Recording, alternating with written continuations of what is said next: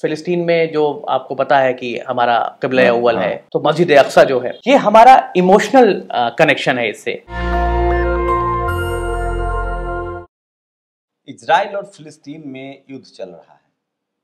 युद्ध नहीं कहिए, एक तरह से इजराइल हमला कर रहा है, क्योंकि फिलिस्तीन के पास कोई इंफ्रास्ट्रक्चर नहीं है। लंबे समय से फिलिस्तीन को धीरे धीरे उसके ज़मीनों को कब्जा किया जा रहा है। 1948 में जब से इजराइल आज़ाद हुआ, उसके बाद का मैप और आज का मैप देखेंगे, उसके बाद फिलिस्तीन को हमेशा आतंक का सेंटर बताया गया। और उस समय मीडिया नहीं थी, BBC था, CNN था, जैसे भारत की जो मनु मीडिया है दलित, पिछड़े, आदिवासी, अल्पसंख्यकों के खिलाफ, वैसे ही BBC और CNN हमेशा खिलाफ रहा फिलिस्तीनियों के, मुसलमानों के। आज की डेट में अल जजीरा है और सोशल मीडिया अब खबरें छन छन करा रही है किस तरह से बेंजामिन नेतन्याहू निर्दोष लोगों को मार रहे हैं। दुनिया भर में इसको लेकर धरना प्रदर्शन चल रहा है। शायद ही दुनिया का कोई देश हो जहां विरोध प्रदर्शन नहीं हुआ। भारत में कई जगह विरोध प्रदर्शन भी हुए हैं, FIR भी हुए हैं। यहाँ इजराइल के समर्थन करने वाले लोग हैं। भारत सरकार का स्टैंड है, क्लियर स्टैंड है कि हम एक स्वतंत्र फिलिस्तीन के साथ हैं। मेरे साथ मिराज हुसैन है, मिराज भाई भी इस पर नज़र बनाए हुए हैं। आज इरफान पठान, एंजेलिना जोली ने कहा है, लेकिन लोग कह रहे हैं कि नहीं, सिर्फ मुसलमान सिंपैथी दिखा रहे हैं और इनके पक्ष में कोई नहीं है।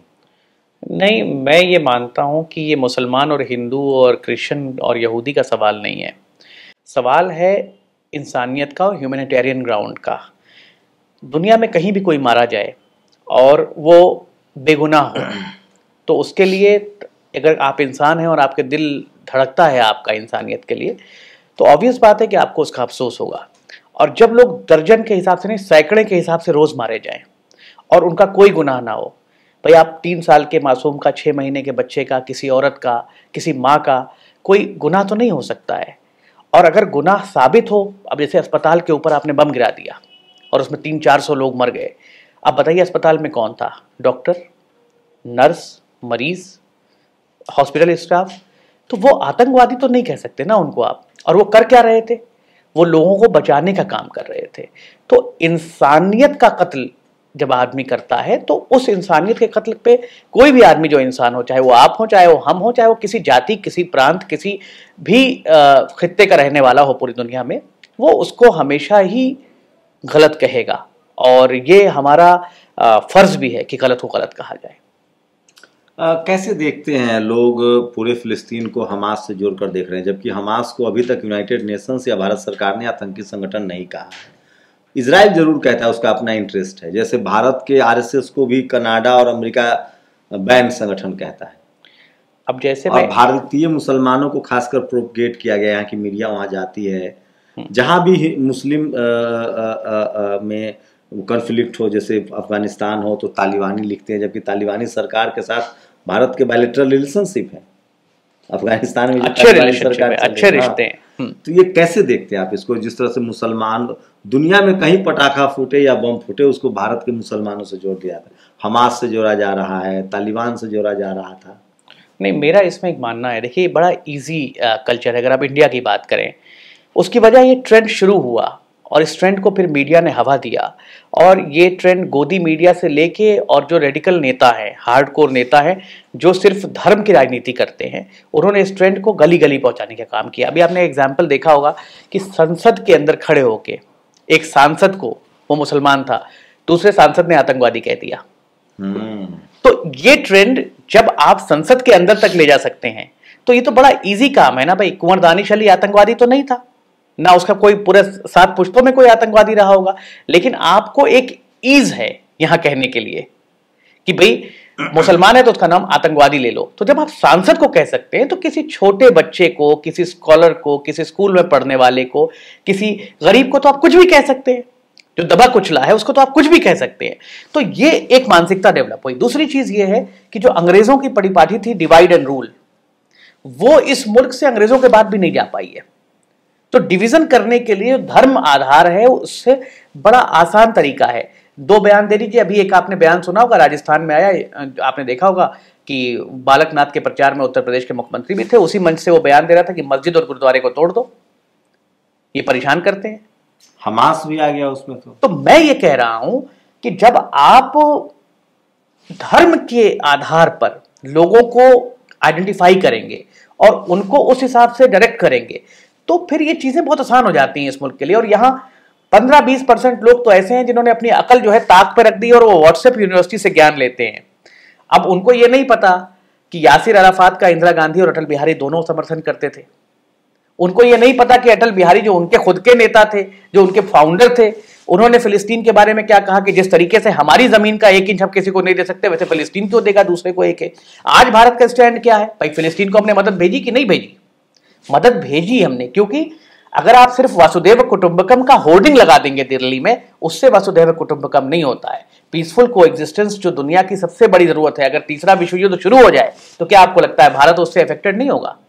पूरी अर्थव्यवस्था जो तो चीन तो ताक में है कि खाड़ी देशों से हमारे रिश्ते खराब हों और वो मार्केट पर कब्जा कर ले। तो मैं यही कह रहा हूं कि अगर तीसरा विश्व युद्ध हो जाता है दुनिया में इसी लड़ाई को लेके, अभी रशिया यूक्रेन चल रहा था, दूसरी लड़ाई शुरू हो गई इजराइल और फिलिस्तीन की, और अब वो लड़ाई लामबंद होती हुई दिख रही है कगार पर भी। हाँ, तो मैं ये कह रहा हूं अगर तीसरा विश्व युद्ध शुरू हो जाए तो क्या भारत को उससे नुकसान नहीं होगा? क्या सिर्फ इजराइल को नुकसान होगा? मैं आऊंगा विश्व युद्ध पर। मैं ये समझना चाह रहा हूँ कि जैसे भारतीय मुसलमानों को एक प्रोपगेट किया जाता है, एक फ्रेम में डाल दिया जाता है, दुनिया में कहीं कुछ हो, इसका काट क्या कोई इस बाइनरी को कोई लड़ने का आपके पास कोई अल्टरनेट लगता है क्या? कैसे आप देखिए, पहली काट तो ये है कि ये जो जहर का इंजेक्शन रोज रात को 9 बजे लगाया जाता है ना गोदी मीडिया द्वारा। कल आपने देखा होगा कि कांग्रेस जो अपने आप को सो कॉल्ड सेकुलर पार्टी कहती है, उसके एक मुख्यमंत्री के दावेदार एक जहर के इंजेक्शन लगाने वाली के साथ हेलीकॉप्टर में घूम रहे थे, लेकिन वो आपको हेलीकॉप्टर में नहीं घुमाएंगे। आई एम सॉरी टू से।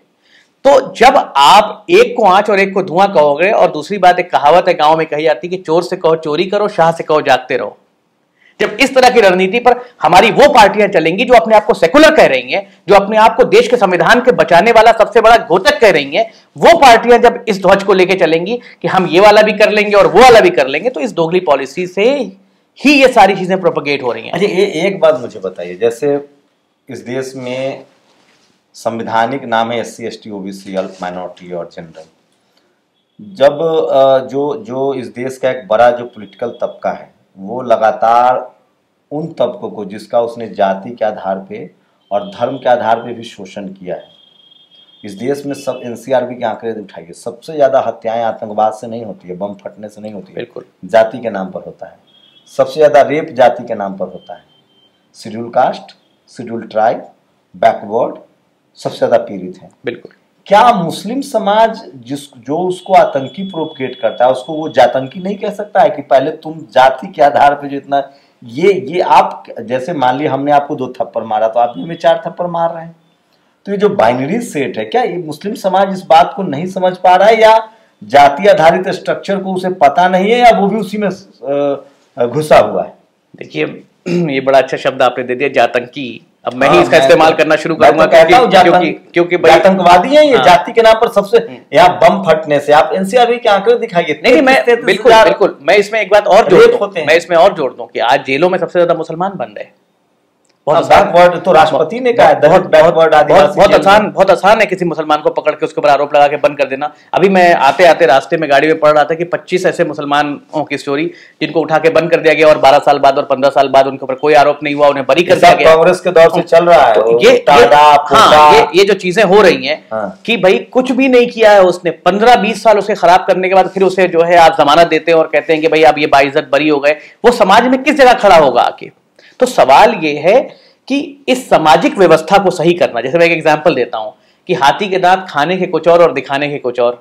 अब आप पहले जो पार्टी रूल कर रही है उसकी बात कर लीजिए, फिर हम कांग्रेस के किसी और पे आते हैं कि भाई भाजपा ने अभी क्या कहा, सबका साथ सबका विकास, फिर सबका विश्वास जोड़ दिया। उसमें सेकेंड लाइन आप आ जाइए कि इन्होंने कहा पसमानदा मुसलमान, उन बड़े उत्पीड़न हो रहा है और वो उनको हमें ऊपर लाना है। कांग्रेस ने या किसी और पार्टी ने पसमानदा मुसलमानों पर ध्यान नहीं दिया। अब आप राजस्थान और मध्य प्रदेश 2 बड़े प्रदेश हैं, मैं तीसरे में नहीं जा रहा हूं फिलहाल, कि लिस्ट उठा के देखिए, एक भी टिकट दिया है किसी पसमानदा मुसलमान को ही दिया होता? स्टार प्रचारक की लिस्ट उठा लीजिए, एक भी मुसलमान है? पूरा का पूरा उनका मैनिफेस्टो उठा के देख लीजिए, एक भी कोई ऐसी बात कही है जिससे कि पसमानदा मुसलमानों को ही फायदा हो जाए? तो मसला यह है कि सिर्फ आप जबान से कहते हैं कि एक हाथ में कुरान होगी और एक हाथ में कंप्यूटर होगा, यह प्रधानमंत्री का सपना है, लेकिन फिर उसी को गौरक्षक पीट रहे होते हैं मध्य प्रदेश में और पुलिस सामने खड़ी होती है। मैंने खुद का एक ट्वीट किया, एक वीडियो मेरे पास आया जिसमें गौरक्षक जो है एक ड्राइवर को मार रहे हैं थप्पड़ से, पुलिस खड़ी है और पुलिस उसको इजीली ले रही है। जब स्टेजों से ये बात कही जाती है, बड़े नेता उस स्टेज पे बैठे होते हैं कि भाई मस्जिदों के साथ परेशानी है, गुरुद्वारे के साथ परेशानी है, और वो बड़ा नेता खड़ा होकर हाथ ना पकड़े कि ये देश का जो संविधान है ये इसके अनुरूप बात नहीं है, तो फिर वो बड़ा नेता किस बात का? अटल बिहारी ने ये बात कही थी कि छोटे मन से कोई बड़ा नहीं होता। तो मैं इस बात को मानता हूं कि मन अगर इतना छोटा सा है, आप डेवलपमेंट में 25% लोगों को साइड करके डेवलपमेंट की बात करते हैं तो डेवलपमेंट नहीं हो पाएगा। नहीं, मान लीजिए बीजेपी कहती है कि हमको मुसलमानों को टिकट नहीं देना, तो आपके पास विकल्प क्या है? आप बताइए विकल्प क्या है भाई? जो पॉलिटिकल पार्टियां हैं वही तो विकल्प हैं। तो सामाजिक ताने बाने को बचाने वाली पार्टियों को मुसलमानों ने ही खड़ा किया है। आप चाहे बसपा की बात करिए, चाहे सपा की बात करिए, चाहे किसी और पार्टी की बात करिए, अगर मुसलमान वोट वहां से हटा दिया जाए तो जितनी सीटें उनके पास आई हैं उसकी 1/3 नहीं आएंगी। देखिए, लोग तो कह रहे हैं कि मुस्लिम समाज जो है वो कांग्रेस के ऑल्टरनेट हमेशा से वोटर है और अभी भी कांग्रेस के साथ फिर से यूपी बिहार जैसे राज्यों में लौट नहीं, लालू प्रसाद को का समीकरण क्या है? मुलायम सिंह जी का समीकरण क्या है? मायावती, बहन मायावती का समीकरण क्या है? आज चंद्रशेखर भाई मेहनत कर रहे हैं, उनका समीकरण क्या है? हर समीकरण में मुसलमान एक अहम हिस्सा निभा रहा है और मुसलमान ये बात जानता है कि समीकरण तभी सेट होंगे जब दलित और मुसलमान एक साथ आएगा। क्योंकि दोनों के साथ जो है ना, जिस तरीके की गतिविधियां हो रही है, आज की घटना बताऊं मैं आपको, मोगा में एक दलित को पीट पीट के मार दिया गया, गुरुद्वारे से पैसे चुरा रहा था। भाई आप कौन होते हैं डिसीजन लेने वाले कि किसी को मार देंगे? रोज की घटनाएं हैं। एक बच्चे को राजस्थान में पानी पीने के लिए मास्टर के मटके से 8 साल के बच्चे को जान से मार दिया मास्टर ने। तो ये जो दलितों के साथ हो रहा है, यही मुसलमानों के साथ हो रहा है कि मुसलमान जा रहा है अपना व्यापार करने, उसके साथ धर्म के नाम पर हो रहा है और उसके साथ जाति के नाम पे हो रहा है, लेकिन उत्पीड़न उतना ही हो रहा है। और क्या ये मुस्लिम समाज समझ रहा है कि जो विक्टिम कम्युनिटी है उसमें बैकवर्ड भी विक्टिम कम्युनिटी है जो कॉलेज यूनिवर्सिटी में प्रताड़ित हो रहे हैं? देखिए, अगर ये मुसलमान समाज ये नहीं समझ रहा होता तो शायद ये जो सामाजिक ताने बाने पे खड़ी पार्टियां हैं, सोशलिस्ट पार्टियां हैं, वो खड़ी नहीं हो पाती। समझ रहा है, लेकिन होता क्या है कि भाई जब आप छल में आ जाते हैं तो बहुत सारे दलित भी, बहुत सारे ओबीसी भी ये बात नहीं समझ पाते हैं और वो बहकावे में आ जाते हैं। जैसे वोटिंग परसेंटेज देखिए 2019 के चुनाव का, तो बहुत बड़े फैक्टर में दलितों ने भाजपा को वोट किया। तो सवाल यह है कि हमें मुसलमानों को भी समझाना है, दलितों को भी समझाना है कि सामाजिक ताने बाने और संविधान को बचाने के लिए एक बार एक साथ होकर वोट देना पड़ेगा। कांग्रेस और बीजेपी में कितना अंतर है? देखिए, कांग्रेस और बीजेपी में अंतर का जहां तक सवाल है, मैं इसमें एक बड़ा अच्छा एग्जांपल आपको दूं कि आप मध्य प्रदेश वाले का बयान सुनिए, मुख्यमंत्री के दावेदार का, और छत्तीसगढ़ वाले का सुनिए, दोनों सेम कह रहे हैं। तो उसमें फर्क है। नहीं, वो उसका मैनिफेस्टो देखिए, उसका मैनिफेस्टो देखिए, दोनों में फर्क है। तो यहां कांग्रेस के साथ एक प्रॉब्लम क्या हो रही है, कांग्रेस ईज की पॉलिटिक्स कर रही है।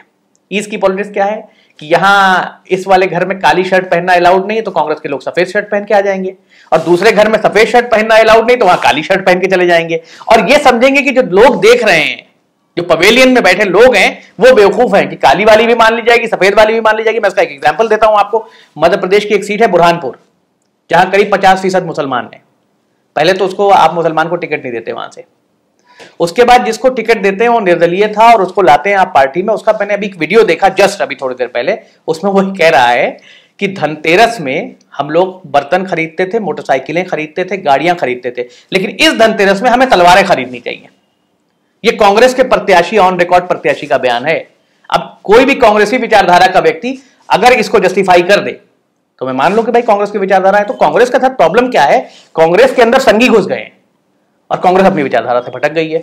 इसको लाइन पे लाने के लिए या तो कांग्रेस के अंदर के लोग आवाज उठाएं या जनता नकार देगी। आपको याद होगा एक जमाने में नरसिम्हा राव के बाद क्या हालत हुई थी कांग्रेस की, पूरे देश में जनता ने नकारा था सीवियरली, हर जगह से ये हट गए थे। तो अगर कांग्रेस को वापस आना है और कांग्रेस ये समझ रही है कि वो देश को बचा सकती है, तो पहले अपने आप को बचाए, अपनी विचारधारा को बचाए। अगर आपकी आत्मा ही मर गई तो सिर्फ शरीर जिंदा होने से कोई फायदा नहीं है। और विचारधारा कांग्रेस की है, वो उसकी आत्मा है। आप विचारधारा में गांधी को पढ़ नहीं रहे हैं, आप पटेल को पढ़ नहीं रहे हैं, आप जो है मौलाना आजाद को पढ़ नहीं रहे हैं, आप पता नहीं कौन सी विचारधारा लिए जा रहे हैं। नहीं, वो अभी आप बात करिए कांग्रेस के लोगों से बंद कमरे में, वो कहते हैं नहीं थोड़ा सा सॉफ्ट हिंदुत्व रखना पड़ेगा। तो मैं कह सेकुलरिज्म कहां रखोगे, स्टोर में? तो सवाल ये है कि कांग्रेस अपनी विचारधारा से भटक गई है। कांग्रेस के अंदर उतनी खराबी मैं नहीं मानता, लेकिन जब नेता जो है उसमें संघ के आ जाएंगे, जैसे आपको एक एग्जांपल और दे दूं, जगदीश ठाकुर, जगदीश करके वो कर्नाटका में राहुल गांधी जी के साथ कॉफी पी रहा था, जो आरएसएस का बहुत बड़ा नेता था और फिर वो चुनाव हार गया, शेटर, जगदीश शेटर। तो जैसे ही वो आरएसएस से आए, जो उन्होंने आरएसएस को पाल पोस के कर्नाटका में बड़ा किया, वो राहुल जी के साथ कॉफी पीने लग गए। आप सेकुलर आदमी हैं, आप सामाजिक और सोशलिस्ट बातें करते हैं, आप जाइए जरा कॉफी पीजिए, बड़ा मुश्किल काम है अपॉइंटमेंट लेना। तो सवाल यह है कि आप डायरेक्शन भटक गए हैं विचारधारा का अपनी। ये इंडिया गठबंधन को लेकर क्या करें? वो अखिलेश यादव, नीतीश कुमार और लोग कह रहे हैं कि कांग्रेस नहीं चाहती है गठबंधन। अखिलेश जी के साथ गलत हुआ, सपा के साथ गलत हुआ, नो डाउट अबाउट इट। कि कमलनाथ जी जो है, मुझे ऐसा लगा कि उन्होंने कुछ ज़्यादा अपने आप को बड़ा समझ लिया। और देखिए, जब कोई चीज़ संयुक्त होती है तो अगर आप बड़े भाई हैं तो आपको थोड़ा सा कुर्बानी देनी पड़ती है। ये हर घर में होता है कि बड़ा भाई कुर्बानी देता है। तो अगर आप बड़े अलायंस पार्टनर हैं तो आप छोटे अलायंस पार्टनर्स के लिए अगर इतना छोटा दिल रखेंगे तो फिर गठबंधन या किसी भी तरह का गठबंधन या कोई भी चीज़ जो है वो नहीं चल पाएगी। तो मुझे लगता है कि अखिलेश जी के साथ गलत हुआ, समाजवादी को सीट देनी चाहिए थी और उसका एक बड़ा नुकसान इंडिया अलायंस को उठाना पड़ा है। क्योंकि अब देखिए, अब सब लोग बोल रहे हैं, इसी तरह येचुरी जी का आज बयान आया, मैंने पढ़ा कि कलकत्ता में हम नहीं करेंगे टीएमसी के साथ। नीतीश जी का बयान आया कि कांग्रेस तो अपने में ही बिजी है। तो अब देखिए, एक जगह से जो एक रहीम का दोहा है कि भाई एक बार अगर गांठ पड़ गई तो फिर वो गांठ कई जगह खिंचती जाती है। अब कल कमलनाथ जी ने नमिका कुमार को इंटरव्यू दे दिया, तो आप ही ने निकाला था, आपके ही कमेटी में लोग हैं कि भाई अब इन पत्रकारों को आपको इंटरव्यू नहीं देना है, आपको इंटरव्यू क्यों नहीं देते हो? नहीं, मेरा सवाल ये है कि तो मैं कह रहा हूं कि बीजेपी और कांग्रेस ये दोनों में कैसे मुस्लिम समाज तय करता है कि कौन ज्यादा बेहतर है? दोनों का काम, राम मंदिर के ताला से लेकर तमाम, बीजेपी क्लेम करते हैं कि हमारे इस राज्य में एक भी सांप्रदायिक दंगा नहीं हुआ है, मैस्केयर जो हजार हजार लोग मारे जाते थे। देखिए, बीजेपी को तो मैंने बता दिया उसकी कहानी कि बीजेपी तो सामाजिक, आर्थिक और राजनीतिक तीनों तौर पे मुसलमानों को कमजोर करने की कोशिश कर रही है। ये बहुत क्लियर दिख रहा है। आप एक टिकट बताइए, आज पहली बार भारत के इतिहास में हो रहा है कि एक भी कैबिनेट मंत्री मुसलमान नहीं है, एक भी कैबिनेट मंत्री मुसलमान नहीं है। तो ये तो सवाल ही नहीं है। आप जो है जिन जगहों पे जो नॉर्मल सी, भाई अल्पसंख्यक मंत्री तो मुसलमान होता ही था, देश का सबसे बड़ा अल्पसंख्यक खित्ता मुसलमानों का है, अल्पसंख्यक आयोग का चेयरमैन तो मुसलमान होता ही था। तो ये जो पोस्ट मतलब नॉर्मली जिनको कहा जाता है कि भाई इस पर तो हक है हमारा, वो पोस्ट भी देने को तैयार नहीं है। तो उनको तो आप अभी साइड कर दीजिए। और उनकी जिस तरह की बयानबाजी है, जिस तरह का हेट क्राइम है, या रात को 9 बजे जो होता है टीवी पे, वो सब फंडेड है, वो दिखता है क्लियरली कि कौन लोग कर रहे हैं। तो उनको तो आप हटा दीजिए। अब आइए कांग्रेस पे, तो कांग्रेस को सबक भी मुसलमानों ने ही सिखाया है, वरना 44 और 45 सीटें कांग्रेस की नहीं आती। अब सवाल यह है कि कांग्रेस अब ये समझ रही है कि हम वापस कर जाएंगे, और लोगों ने थोड़ा विश्वास दिखाया कर्नाटका चुनाव में। लेकिन कांग्रेस, कर्नाटक तो 2019 में भी जीती थी भाई, कर्नाटक इतनी बड़ी मेजॉरिटी से नहीं जीती थी। 18 में जीती थी, मध्य प्रदेश जीती थी, कर्नाटक जीती थी, छत्तीसगढ़ जीती थी, राजस्थान जीती थी, चारों सीटें बीजेपी के पास थी, चारों राज्य। लेकिन 2019 में हार गई। मैं भी सिर्फ कर्नाटक की बात कर रहा हूँ, क्योंकि क्या जीतेंगे क्या हारेंगे तो बात की बात है। मेरा ये मानना है कि इतनी बड़ी मेजॉरिटी से नहीं जीती थी, और कांग्रेस बहुत जल्दी ओवर कॉन्फिडेंट हो जाती है। और ये ओवर कॉन्फिडेंस जो कांग्रेस का दिखा है, जिसकी वजह से अखिलेश जी को तकलीफ हुई, जिसकी वजह से नीतीश जी को तकलीफ हुई, जिसकी वजह से बाकी नेताओं को तकलीफ हो रही, छोटे घटक। अभी एग्जाम्पल और दूं जो आपने नहीं देखा होगा, जयंत चौधरी जी को राजस्थान में एक भी सीट नहीं दी कांग्रेस ने। पिछली बार वो थे, उनका मंत्री भी था। अब वो बेचारे शरीफ आदमी शायद इसलिए नहीं बोले पब्लिक में आके, लेकिन तकलीफ तो उनको भी हुई होगी। भाई आप मेरे पार्टनर थे, आपको 2 सीटें मिलनी चाहिए थी ना। तो अभी मुस्लिम समाज कांग्रेस के साथ बना रहेगा? मेरा मानना है ओवैसी के साथ नहीं जाएगा। नहीं, मेरा मानना है भाई, ओवैसी 200 सीटों पर राजस्थान में चुनाव नहीं लड़ रहे हैं, मध्य प्रदेश में 230 सीटों पर चुनाव नहीं लड़ रहे हैं, तो कैसे साथ में चला जाएगा? जहां लड़ रहे हैं वहां तो दे, जहां लड़ रहे हैं वहां नतीजे आने दीजिए भाई। क्या होता है, कौन सा कैंडिडेट उन्होंने दिया है, ग्राउंड पे कैसे होगा? ओवैसी नहीं, मैं भी टीम नहीं मानता। ये कांग्रेस की अपनी थ्योरी है। ऐसे तो फिर जो है कांग्रेस बीजेपी राजनीति करे या कांग्रेस, सब लोग तेल बेचे। देखिए, ऐसा है, ये अमेरिका नहीं है कि डेमोक्रेट्स और रिपब्लिकन ही सिर्फ राज करेंगे। यहाँ एक गरीब का बेटा भी राज कर सकता है, यहाँ लालू प्रसाद भी पैदा हो सकते हैं, यहाँ मुलायम सिंह यादव भी पैदा हो सकते हैं, यहाँ बहन मायावती भी पैदा हो सकती हैं। तो ये तो कोई मसला नहीं है कि जो आदमी आपके खिलाफ चुनाव लड़ गया वो बी टीम हो गया। तो ये बी टीम की थ्योरी तो आप इसको गटर में डालिए। लेकिन मैं ये मानता हूं कि भाई जहां पे कैंडिडेट जीतने लायक होगा किसी भी घटक दल का, अब मान लीजिए कि भाई बुरहानपुर का एक एग्जांपल ले लेते हैं कि मान लीजिए भाई बुरहानपुर में जो आदमी कह रहा है कि तलवारें खरीदो, अगर मुसलमान उसको वोट दे देता है तो यानी या तो मुसलमान अपना दिमाग अपने घर पे रख के आया है, और या तो फिर जो कैंडिडेट दूसरे हैं वो इस काबिल नहीं कि उनको वोट दिया जा सके। फिलिस्तीन को लेकर मुस्लिम समाज बहुत ज्यादा इमोशनल है, बहुत रिलेट करते हैं। देखिए फिलिस्तीन है और आप सऊदी अरब में 2 जगह हैं, मदीना और मक्का। तो मदीना शरीफ और मक्का और फिलिस्तीन में जो आपको पता है कि हमारा क़िबला अव्वल है, तो मस्जिद अक्सा जो है ये हमारा इमोशनल कनेक्शन है इससे। तो जिस चीज़ से इमोशनल कनेक्शन होता है ऑब्वियस बात है कि आदमी उसका दर्द फील करता है, और उसमें इमोशनल कनेक्शन के साथ साथ जो चीज़ अब हो रही है कि भाई चलिए मैं एक बात को मान लेता हूं कि भाई आपके ऊपर हमास ने हमला कर दिया, आपने भी उसके ऊपर हमला कर दिया, लेकिन एक हमले का जो रिपरकशन होता है कि आप इतने बम फेंक देंगे कि 1/2 ऑफ द परमाणु बम हो जाएगा, ये रिपरकशन तो बर्दाश्त नहीं करेगा कोई भी। और इसीलिए शायद पूरी दुनिया से लोग मक्का जाते हैं, इसी अक्सा मस्जिद भी जाते हैं। नहीं, लोग जाना चाहते होंगे, ऑब्वियस बात है, लेकिन इस वक्त जो वहां पे पहराबंदी है, नाकाबंदी है, इसलिए लोग नहीं जाते होंगे, लेकिन वो हमारे लिए एक धार्मिक इंपॉर्टेंस की जगह है।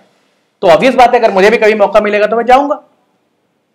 तो मसला ये है कि आप इस बात को समझिए कि पूरी दुनिया युद्ध रोकने के लिए वोट कर रही है, मदद का ऐलान कर रही है। अभी आज टर्की ने अपना सफीर बुला लिया वापस, जॉर्डन ने बुलाया, बहरीन बात कर रहा है टाई अप तोड़ने के लिए। तो इस तरह की अगर बातें हो रही हैं पूरी दुनिया में, इवन इंडिया ने भी इस बात को क्लियर किया कि भाई हम जो है आजाद फिलिस्तीन की वकालत करते हैं और ये आज से हमारा स्टैंड नहीं है। तो आप इतने मासूमों की जान नहीं ले सकते। ये सारे 60 खाड़ी देश के मुस्लिम कंट्री हैं, ये सब अमेरिका के दबाव में रहते हैं, या अब लग रहा है कि जैसे इराक के समय नहीं बोले, लिबिया के समय नहीं बोले, अब लगता है कि देर हो चुकी है, अब इनको इजराइल के खिलाफ खड़ा होना चाहिए। देखिए ऑब्वियस बात है, ये लोग अमेरिकन लॉबी के बहुत सारे देश हैं, सऊदी अरेबिया अमेरिका को बहुत सपोर्ट करता है, लेकिन अब वो बात कर अब क्या होता है, क्योंकि देखिए अब जो है स्थिति जो है ना, भाई जनता भी तो होती है आपके देश में। अगर सरकार किसी के समर्थन में और जनता पूरी तरह विरोध में आ गई आपके, तो तख्ता पलट का भी एक डर होता है। तो ऑब्वियस बात है कि जनता का पावर बहुत बड़ा पावर होता है, और लोकतंत्र में तो हम ये रोज देखते आए हैं कि जनता का पावर कितना बड़ा पावर है। तो क्योंकि प्रधानमंत्री जो डिक्टेटर टाइप के प्रधानमंत्री होते हैं वो भी अपने आप को प्रधान सेवक कह देते हैं। तो इसलिए ये मानना है कि मेरा कि कुछ ना कुछ इस युद्ध को रुकना चाहिए, और इससे खाड़ी देशों की और पूरी दुनिया की परिस्थिति डिपेंडेंट है, और हम लोग किसी भी हाल में जंग नहीं चाहते, क्योंकि दुनिया में जो है जब भी जंग होगी, अब जो जंग होगी वो फर्स्ट वर्ल्ड वॉर और सेकंड वर्ल्ड वॉर में परमाणु नहीं था, तो उसका वर्ल्ड में था, लेकिन हाँ उतना माइनर था, लेकिन उससे ज्यादा मिसाइलें नुकसान कर रही हैं। अब अगर जंग होगी ना तो उसका परिणाम बहुत खराब होगा, और वो सिर्फ किसी एक एरिया पे नहीं आएगा, पूरी दुनिया पे आएगा।